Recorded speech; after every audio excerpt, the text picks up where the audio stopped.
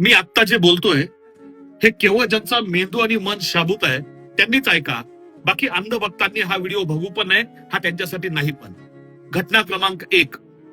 दिल्लीमध्ये 1400 वर्ष जुनं मंदिर उद्ध्वस्त केलं गेलं पार्किंग मिळावी याकरता, आणि मूर्तीला अक्षरशः बुलडोझरला ओढून नेण्यात आलं, पण कोणी बोलायचं नाही.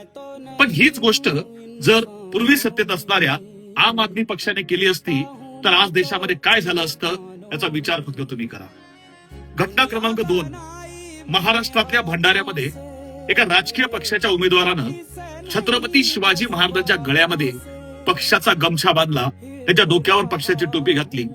जर हीच गोष्ट महाराष्ट्रातल्या काँग्रेस असो, राष्ट्रवादी असो किंवा शिवसेना असो किंवा इतर पक्ष, आणि जर चुकूनच एमआयएम किंवा वंचित बहुजन आघाडीनं केली असती तर या महाराष्ट्रामधल्या स्वयंघोषित कधीतरी हिंदुत्ववादी होणाऱ्या नेत्यांनी काय केलं असतं विचार तुम्हीच करा. घटना क्रमांक 3. जिथं सुद्धा प्रभू श्रीराम राहिले, ज्या तपोवनामध्ये प्रभू श्रीरामांनी वास्तव्य केलं त्या तपोवनातली झाडं उद्ध्वस्त करून त्या ठिकाणी रिसॉर्ट बांधायचं काम सुरू करायचं असं सरकार म्हणतंय. जर समजा ही गोष्ट दुसऱ्या कुठल्या पक्षानं केली असती तर यांनी काय उच्छाद मांडला असा देशभरामध्ये, एकदा विचार तुम्ही फक्त करा. हे सगळं सांगताना मला कोणावर टीका नाही करायची, फक्त मला राहत इंदोरी यांचा एक शेर यावेळेस आठवतो.